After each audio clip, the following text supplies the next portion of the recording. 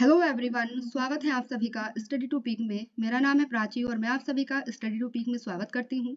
तो आज मैं आप सभी के बीच में एक ऐसा टॉपिक लेकर आई हूँ जो वर्तमान में चर्चा में भी रहेगा, क्योंकि सेंट्रल के जो है वर्तमान में इलेक्शन होने वाले हैं। अप्रैल में लगभग अप्रैल में इलेक्शन हो जाएंगे, तो इसलिए मैंने सोचा कि इस टॉपिक से रिलेटेड सभी को जानकारी होनी चाहिए। ठीक है, और ये एक ऐसा टॉपिक है जिससे कॉम्पिटिटिव एग्जाम, चाहे वो सेंट्रल का हो चाहे वो स्टेट का हो, ठीक है, क्वेश्चन बनने की संभावना रहती है। तो आज का हमारा टॉपिक रहेगा निर्वाचन आयोग। तो निर्वाचन आयोग से रिलेटेड हम इसकी संपूर्ण जानकारी को देखेंगे कि ये भारतीय संविधान के किस आर्टिकल में है, किस भाग में है, इस निर्वाचन आयोग को क्यों बनाया गया, इसका काम क्या है और इसका इतिहास क्या रहा। ठीक है, इन सभी के बारे में हम चर्चा करेंगे। तो आइए स्टार्ट करते हैं आज की वीडियो को। तो सबसे पहले देख लेते हैं कि जो निर्वाचन आयोग है इसका संवैधानिक प्रावधान क्या है। ठीक है, तो इसका संवैधानिक प्रावधान की मैं बात करूं निर्वाचन आयोग के, तो ये जो है भारतीय संविधान के भाग 15 में आते हैं। ठीक है, भारतीय संविधान के भाग 15 में आता है निर्वाचन आयोग। इससे पहले मैं आप सभी को एक चीज और बता दूं, जो भारत है, भारत में 3 प्रकार के निकाय होते हैं। ठीक है, एक होते हैं संवैधानिक, एक होते हैं वैधानिक और एक होते हैं गैर संवैधानिक। ठीक है, तो ये जो 3 प्रकार के निकाय होते हैं, अधिकतर मैं जानती हूँ कि स्टूडेंट्स को जो है संवैधानिक का भी पता होगा और गैर संवैधानिक का भी पता होगा, बट जो वैधानिक निकाय होते हैं इनका अधिकतर स्टूडेंट्स को नहीं पता होगा। तो वैधानिक निकाय जो है इसके बारे में मैं आपको बता देती हूँ कि वैधानिक निकाय एक ऐसे निकाय होते हैं जब जिस टाइम पर भारतीय संविधान बना था, यानी ऐसे निकाय जिनका वर्णन मूल संविधान में नहीं था, तो वो हमारे जो निकाय होते हैं वो वैधानिक निकाय कहलाते हैं। ठीक है, तो आशा करती हूँ कि आप समझ गए होंगे। संवैधानिक तो वही निकाय होते हैं जो भारतीय संविधान में वर्णित है, और गैर संवैधानिक वो होते हैं जिनका उल्लेख संविधान में नहीं है, और वैधानिक मैंने आपको अभी बता ही दी। ठीक है, फिर हम चर्चा करते हैं निर्वाचन आयोग पर। तो निर्वाचन आयोग जो है ये एक संवैधानिक निकाय है। इसका वर्णन जो है मूल संविधान से ही, यानी जब हमारा संविधान बना था तभी से इसका संविधान में वर्णन है। ठीक है, तो जो संवैधानिक निकाय है हमारा निर्वाचन आयोग, तो इसका जो इसकी बात किस भाग में की गई है संविधान के, तो इसकी बात जो की गई है भाग 15 में की गई है। ठीक है, इंपॉर्टेंट है क्योंकि यहाँ से क्वेश्चन बन जाते हैं कि जो निर्वाचन आयोग है उसका संबंध किस निर्वाचन आयोग किस भाग में आता है भारतीय संविधान के, तो भाग 15 है। इंपॉर्टेंट है, इतने इंपॉर्टेंट। और फिर उसके बाद देखते हैं आर्टिकल, ये निर्वाचन आयोग जो है किस आर्टिकल में है, तो आर्टिकल 324 से आर्टिकल 339 के कै तक जो है निर्वाचन आयोग का वर्णन है। ठीक है, आगे बढ़ते हैं। आगे देखते हैं कि जो निर्वाचन आयोग है, निर्वाचन आयोग का इतिहास क्या रहा, निर्वाचन आयोग को कब बनाया गया, ये क्या काम करता है, उससे रिलेटेड देख लेते हैं इसकी संरचना क्या है। तो निर्वाचन आयोग की जो स्थापना होती है 25 जनवरी 1950 को निर्वाचन आयोग की स्थापना की जाती है। ठीक है, कब की गई, 25 जनवरी 1950 को निर्वाचन आयोग की स्थापना की गई। फिर उसके बाद देखते हैं कि जब 1950 में निर्वाचन आयोग की स्थापना हो गई, 1950 से 15 अक्टूबर 1989 तक निर्वाचन आयोग एक संसदीय निकाय था, एक सदस्यीय निकाय था। इसका मतलब ये है कि जो निर्वाचन आयोग था, जिस टाइम पर निर्वाचन आयोग बना था 25 जनवरी 1950 को बनता है, और 15 अक्टूबर 1989 तक इसमें बात की गई है कि जो निर्वाचन आयोग था वो एक सदस्यीय निकाय था। अर्थात कहने का मतलब ये है कि इसमें जो थे एक ही सदस्य हुआ करते थे, उन्हें ही बोलते थे मुख्य चुनाव आयुक्त। मुख्य चुनाव आयुक्त, तो मुख्य चुनाव आयुक्त जो हुआ करते थे, बस एक ही व्यक्ति थे जो पूरे निर्वाचन आयोग को चलाते थे 1989 तक। फिर बात करते हैं 61वां संविधान संशोधन हुआ 1989 में। 61वां संविधान संशोधन होता है और इसके तहत क्या किया गया देखिएगा, लोकसभा में और विधानसभा में, लोकसभा सेंट्रल में होती है, संसद का पार्ट है, और विधानसभा विधानमंडल का पार्ट है जो राज्यों में होता है। ठीक है, तो इसमें क्या किया गया, इसके चुनाव में जब चुनाव होता था उसमें जो वोट डालने की आयु थी वो 21 से 18 कर दी गई थी। अब जब 21 से 18 कर दी गई तो अब आप देखिएगा वोट डालने वालों की संख्या बढ़ गई, और निर्वाचन आयोग को जो है एक ही व्यक्ति चला रहे हैं, केवल मुख्य चुनाव आयुक्त थी। ठीक है, तो यहाँ पे क्या होता है, प्रेसिडेंट के दिमाग में एक विचार आया, जो हमारे राष्ट्रपति जी हैं, राष्ट्रपति जी के दिमाग में एक विचार आता है 16 अक्टूबर 1989 को। राष्ट्रपति जी क्या करते हैं, जो एक निर्वाचन आयुक्त होते ही थे, जो मुख्य निर्वाचन आयुक्त थे, उसमें 2 अन्य निर्वाचन आयुक्त और नियुक्त कर दिए। अर्थात कहने का मतलब ये है, अब पूरे निर्वाचन आयोग में जो सदस्य बन गए 1 + 2 = 3 हो गए। टोटल सदस्य 3 हो गए। एक तो हो गए मुख्य निर्वाचन आयुक्त और एक हो गए 2 हो गए अन्य निर्वाचन आयुक्त। ठीक है, तो टोटल सदस्य 3 हो गए थे। फिर 1990 की बात कर लेते हैं। 1990 में फिर 2 अन्य निर्वाचन आयुक्तों के पद को समाप्त कर दिया गया। अब जो 2 निर्वाचन आयुक्त बनाए गए थे, मतलब कि पूरे निर्वाचन आयोग में 3 सदस्य काम कर रहे थे। अब तो एक तो मुख्य निर्वाचन आयुक्त और एक थे हमारे अन्य अन्य चुनाव आयुक्त। ठीक है, तो हुआ क्या 1990 में राष्ट्रपति जी ने फिर से इन दोनों को कैंसिल कर दिया, इन दोनों के पद को समाप्त कर दिया।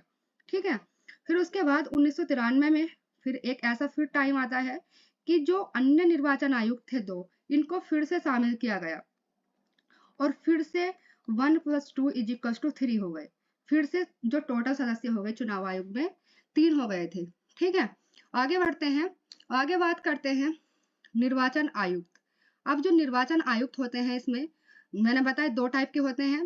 एक तो होते हैं मुख्य निर्वाचन आयुक्त और एक होते हैं 2 होते हैं अन्य निर्वाचन आयुक्त, चुनाव आयुक्त या निर्वाचन आयुक्त कुछ भी बोल सकते हैं। ठीक है, तो जो इनका कार्यकाल है वो क्या होता है?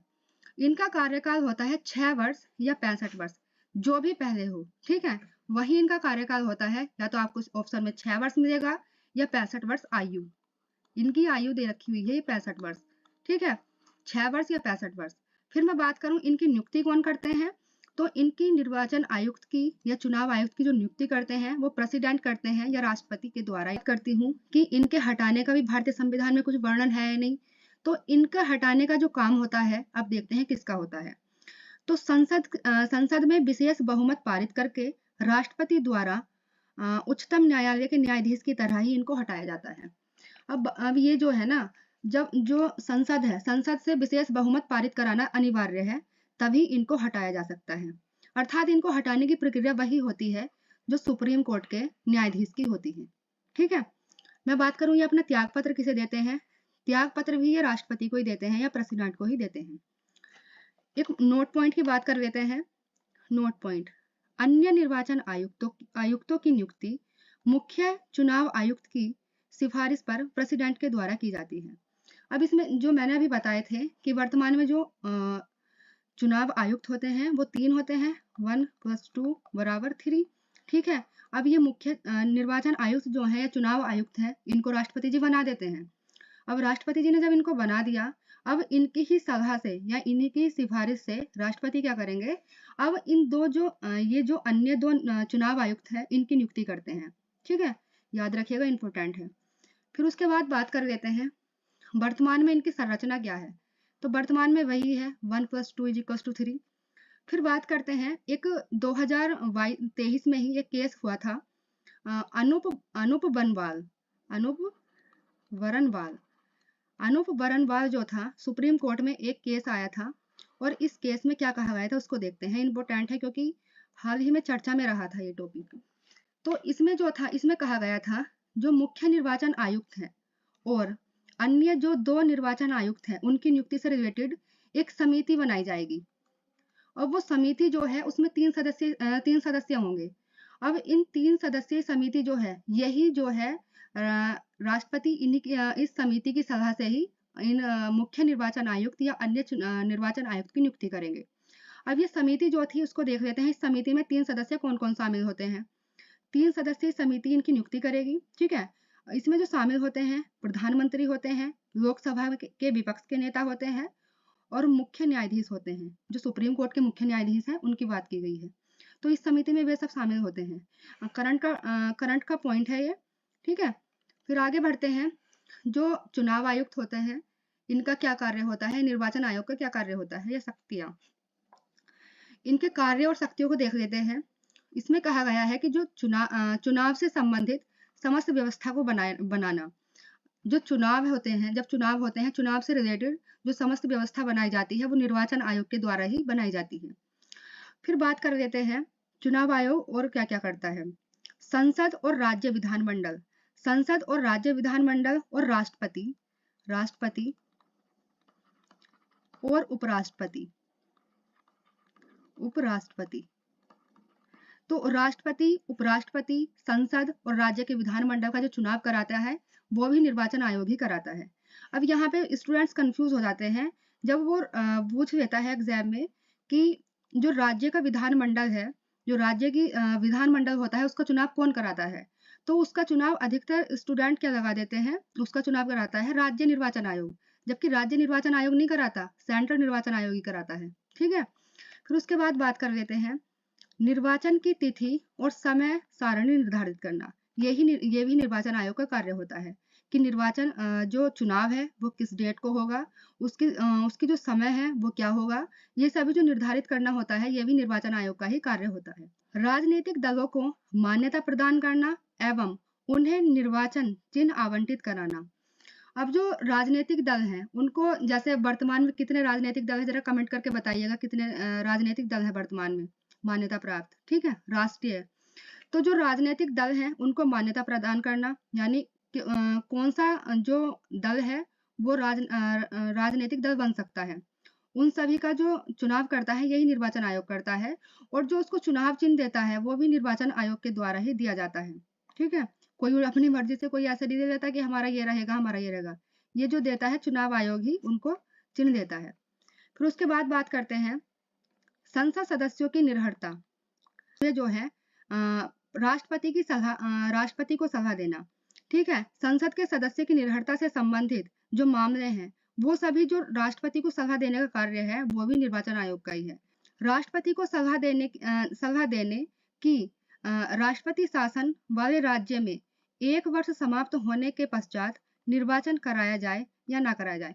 इसमें यह कहा गया है कि जब किसी राज्य में राष्ट्रपति शासन लगा हुआ है तो जब वो राष्ट्रपति शासन हट जाता है तो 1 वर्ष बाद जब राष्ट्रपति शासन हटा दिया जाता है तो उसमें जो निर्धारित करना है कि उसमें उस राज्य में चुनाव कराया जाए या ना कराया जाए, ये भी निर्वाचन आयोग का ही कार्य है। इंपोर्टेंट पॉइंट्स को देख लेते हैं। ठीक है, तो जो देखते हैं पहला इंपोर्टेंट पॉइंट्स क्या कहा गया है। पहले मुख्य चुनाव आयुक्त या निर्वाचन आयुक्त कौन थे। तो पहले चुनाव आयुक्त जो थे या मुख्य चुनाव आयुक्त जो थे वो सुकुमार सेन थे। इनका कार्यकाल जो रहा है 21 मार्च 1950 से 19 दिसंबर 1958 तक ये रहते हैं सुकुमार सेन। ठीक है, इंपोर्टेंट है, कई एग्जामों में पूछा गया है। फिर उसके बाद देखते हैं पहले मुस्लिम चुनाव आयुक्त कौन थे। पहले मुस्लिम जो मुख्य चुनाव आयुक्त बनते हैं वो बनते हैं डॉक्टर शहाबुद्दीन याकूब कुरैशी।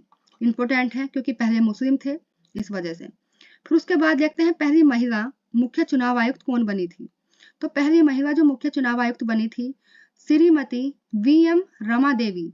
ये कार्यवाहक मुख्य चुनाव आयुक्त रहती हैं, परमानेंट नहीं थी, कार्यवाहक बनी थी, लेकिन पहली महिला थी इसलिए इंपॉर्टेंट है। फिर उसके बाद देखते हैं 1960 में आदर्श आचार संहिता का प्रयोग सबसे पहले केरल में हुआ था। आचार संहिता का जो सबसे पहले प्रयोग किया गया था 1960 में केरल में किया गया था। फिर उसके बाद बात करते हैं 1990 के बाद केंद्रीय और राज्य स्तर पर अल्पमत और गठबंधन सरकार का दौर प्रारंभ हुआ था। यानी जो गठबंधन से जो सरकार बन जाती है तो उससे वो जो स्टार्ट हुई थी या उसका जो प्रारंभ हुआ था वो 1990 में हुआ था। फिर उसके बाद बात करते हैं निर्वाचन आयोग का प्रमुख कार्य है चुनाव क्षेत्र का परिसीमन करना। ठीक है, फिर उसके बाद अगला पॉइंट है